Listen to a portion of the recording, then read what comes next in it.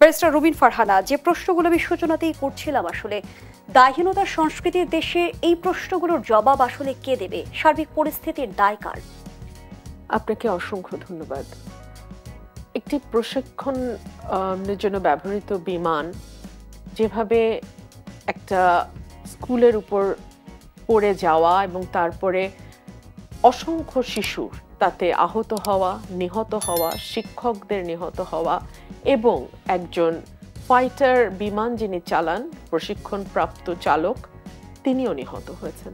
সুতরাং আপনি যদি পুরো বিষয়টিকে দেখেন, এটি জাতির জন্য গভীরভাবে শোকাবহ একটি ঘটনা এবং আমরা প্রত্যেকেই, মানে পুরো জাতি, আমরা তো নানান রকম দুর্ঘটনা অঘটনের মধ্যে দিয়ে আমরা যাই, কিন্তু তারপরেও এই ঘটনাটি যেখানে ছোট ছোট শিশুরা 7 বছর, 5 বছর, 4 বছর, 6 বছরের শিশুরা এভাবে পুড়ে যাওয়া, এটা পুরো জাতির জন্য একটা ভয়াবহ রকম ধাক্কা ছিল। এটার দায় সরকার এড়াতে পারে না, এটার দায় এই মেয়াদ উত্তীর্ণ বিমান যেটি প্রশিক্ষণে ব্যবহার করা হচ্ছিল সেটি কেউই এড়াতে পারে না। সো এটার জবাব সকলকেই দিতে হবে। এবং আপনি যে হেডলাইনটি আজকে করেছেন যে কষ্ট কেন বিক্ষোভে রূপ নিল, বিক্ষোভে রূপ নিল একটা কারণেই, যে কালকে থেকে আমরা লক্ষ্য করলাম সরকারের মধ্যে একটা ধামাচাপা দেওয়ার চেষ্টা। নিহত কতজন হয়েছেন তার সঠিক কোনো তালিকা সরকার দিচ্ছিল না, আহত কতজন হয়েছেন সেটাও বের করা খুব কষ্টসাধ্য ব্যাপার নয়, কারণ একটা ক্লাসে কতজন ছাত্রছাত্রী আছেন এটা স্কুল কর্তৃপক্ষ জানে, কতজন শিক্ষক আছেন সেটাও জানে, স্কুল ছুটির কয়েক মিনিট আগে কতজন ছিলেন সেদিন উপস্থিতি কতজনের, শিক্ষক কতজন উপস্থিত, স্কুলের কর্মকর্তা কর্মচারীরা কতজন উপস্থিত সেটাও তারা জানেন। সুতরাং এই সংখ্যাটি বলা বা এই সংখ্যাটিকে কমিয়ে দেখানোর কোনো চেষ্টা সরকারের তরফে করার কোনো কারণ ছিল বলে আমি মনে করি না। রাজনৈতিক সরকারগুলো অতীতে অনেক সময় তথ্য লুকিয়েছে, আমরা অতীতে সরকারকে দেখেছি তথ্য লুকিয়ে ভুল তথ্য মানুষকে দিতে। তার কারণ ছিল তাদের একটা রাজনৈতিক সরকার ছিল, তাদের একটা পলিটিক্যাল অ্যাম্বিশন ছিল, সেগুলো কারণ হতে পারে। কিন্তু এই সরকারটি তো কোনো অ্যাম্বিশন থাকার কথা না, এই সরকারটি তো হবে ট্রান্সপারেন্ট এবং অ্যাকাউন্টেবল, কিন্তু আমরা না দেখছি সরকারের মধ্যে ট্রান্সপারেন্সি, না পাচ্ছি অ্যাকাউন্টেবিলিটি। একই সঙ্গে রাত 3টার সময় ঘোষণা হলো এইচএসসি পরীক্ষা স্থগিত করা হচ্ছে। এই ঘোষণাটি আসতে দুপুরবেলা এই দুর্ঘটনা হয়েছে, এই ঘোষণা আসতে রাত 3টা হওয়ার কি প্রয়োজন ছিল? কারণ আপনারা জানেন যে ওই স্কুলের শিক্ষার্থীরাও এইচএসসি পরীক্ষা দিচ্ছে, আবার ওই স্কুলেও বিভিন্ন মানে কলেজের শিক্ষার্থীদের সিট পড়েছে। সো আপনি যদি সাথে সাথে এই ঘোষণা দিতেন যে এইচএসসি পরীক্ষা, আজকে যে পরীক্ষাটি ছিল সেটি স্থগিত করা হলো, সিদ্ধান্ত নিতে এত দেরি কেন হলো? সরকার কি টালমাটাল পরিস্থিতিতে পড়ে গেছে? পুরোপুরি টালমাটাল এবং এত সমন্বয়হীনতায় সরকারের মধ্যে, এত সমন্বয়হীনতা।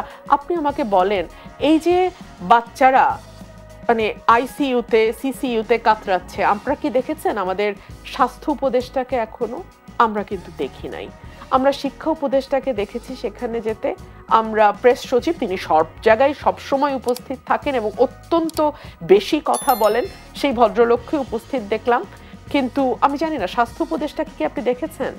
আমার চোখে পড়েনি স্বাস্থ্য উপদেষ্টাকে, এবং ওনাকে এই গত 9 মাসে খুব বেশি কেউ দেখেছে বলেও মনে হয় না। সবার আগে তো স্বাস্থ্য উপদেষ্টারই আসলে হাসপাতালে উপস্থিত হবার কথা ছিল। অ্যাবসলিউটলি উল্টো আমরা দেখেছি হাসপাতালগুলোতে উপদেষ্টারা গেছেন, সরকারি বড় বড় কর্মকর্তারা গেছেন, রাজনৈতিক দলের নেতারা গেছেন, নেতাদের সঙ্গে কর্মীরা গেছেন।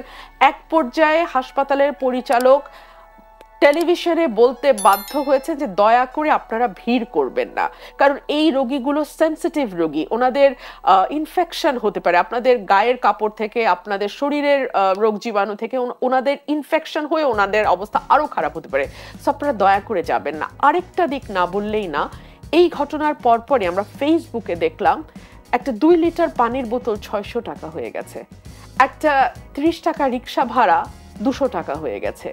যেই সিএনজি 2 মিনিট পথ অতিক্রম করলেই হাসপাতাল, সেই সিএনজি হাসপাতালের রোগী পৌঁছে দিতে ভাড়া চাচ্ছে 1000-1500 টাকা। আমরা দেখলাম কোনো প্রাইভেট কার সেভাবে সাহায্যের জন্য এগিয়ে আসেনি। সেখানে কি নৈতিকতার অবক্ষয় ঘটছে? ভীষণ রকম, মানে এই ঘটনাটা না আসলে অনেকগুলো দিক উন্মোচন করেছে। ভিডিও করছে মানুষ, একটা শিশুর ভিডিও আপনি দেখেছেন নিশ্চয়ই, তাই না? শিশুটির কাপড় পুড়ে গেছে, শিশুটি হেঁটে যাচ্ছে, ওর দিকে তাকানো যাচ্ছে না, ওখানেও ক্যামেরা অন, ওখানেও আমাদের লাইভ করতে হবে, ওখানেও আমাদের ভিউ বাড়াতে হবে, ওখানেও আমাদের ইনকাম আসতে হবে। এটা আসলে চতুর্মুখী হতাশা, আমার কাছে চতুর্মুখী হতাশা মনে হয়েছে। মনুষ্যত্বের মৃত্যু ঘটেছে কি আমাদের? অনেক আগেই, অনেক আগে। এর আগেও তো আমরা দেখেছি বন্যার সময় নৌকা ভাড়া বাড়ানো হয়েছে না, ১,৫০০-২,০০০ টাকা নৌকা ভাড়া চাওয়া হয়েছে, এক পর্যায়ে তো সেটা প্রায় ৫০,০০০ টাকাও চাওয়া হয়েছে। আমরা তো অতীতে এরকম ঘটনা আরো দেখেছি। তো মানে এবং আরেকটা কালচার শুরু হয়েছে জুই, ভিডিওর কালচার। আমি এটা আরো মানে অন্যান্য ঘটনাগুলো, আপনি সোহাগ হত্যাকাণ্ডের কথা চিন্তা করেন, আপনি কি ভিডিওটা দেখতে পেরেছেন? আপনি তো একজন গণমাধ্যম কর্মী। আমি শেষ করতে পারি, আমি রাজনৈতিক কর্মী, আমি শেষ করতে পারি। ও যখন ইটটা মাথায় তুলেছে এরপর আমি আর দেখি নাই, কিন্তু যে ভিডিও করছে, যারা ভিডিও করছে তারা কিন্তু ভিডিও করেছে। এবং আমরা এমন একটা দেশে বাস করছি যে আপনার হাতে ভিডিও না থাকলে এখন আপনি বিচারও পাবেন না, বিচার চাইতেও পারবেন না। অনলি সেই ঘটনাগুলোর বিচার হয় যে ঘটনায় ভিডিও থাকে।